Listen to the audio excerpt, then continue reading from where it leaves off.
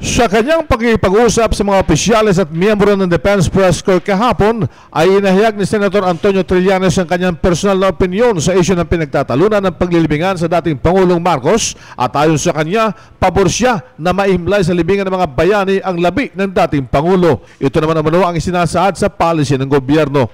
Ang stand ko po sa Marcos burial is this: just to be consistent with policy, ilibing natin si former President Marcos sa libingin ng mga bayani.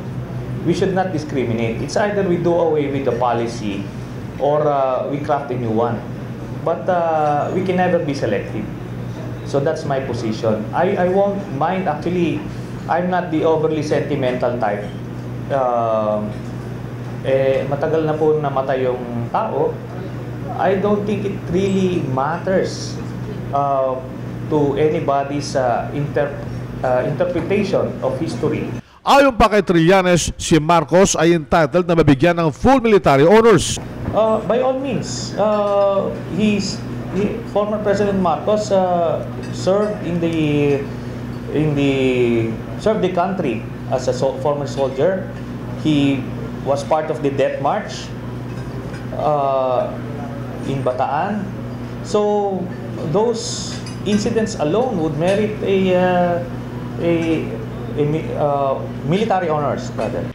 Nakipagkita si Trillanes sa mga opisyales at miyembro ng Defense Press Corps at humingi ng paumanhin sa mga nangyaring hindi pagkakaunawaan ng kanyang mga security escorts sa mga mamamahayag. So ngayon, kita nyo, andito na ako ngayon, kahit dumugin ako, wala namang nahawi.